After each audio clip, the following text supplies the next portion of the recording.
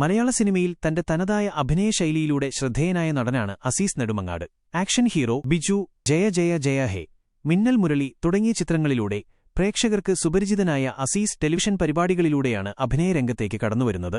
ഹാസ്യകഥാപാത്രങ്ങളിലൂടെ തുടക്കം കുറിച്ച അസീസിന് വഴിത്തിരിവായത് 2023 പുറത്തിറങ്ങിയ മമ്മൂട്ടി ചിത്രം കണ്ണൂർ സ്ക്വാഡായിരുന്നു. ഈ ചിത്രത്തിൽ പോലീസ് വേഷത്തിൽ മമ്മൂട്ടിയോടൊപ്പം പ്രധാന കഥാപാത്രത്തെ അവതരിപ്പിച്ചു.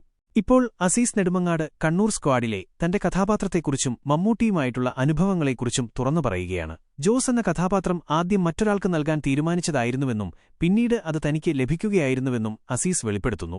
ഹാസ്യ കഥാപാത്രങ്ങൾ മാത്രം ചെയ്തിരുന്ന അസീസിനെ സംബന്ധിച്ചിടത്തോളം ഈ കഥാപാത്രം ഒരു വെല്ലുവിളിയായിരുന്നു. സ്ക്രിപ്റ്റിൽ തന്റെ കഥാപാത്രം ഹാസ്യരൂപേണയാണ് എഴുതിയിരുന്നത്. എന്നാൽ മമ്മൂട്ടി അസീസിനോട് കഥാപാത്രത്തെ കൂടുതൽ ഗൗരവത്തോടെ സമീപിക്കാൻ ആവശ്യപ്പെട്ടു.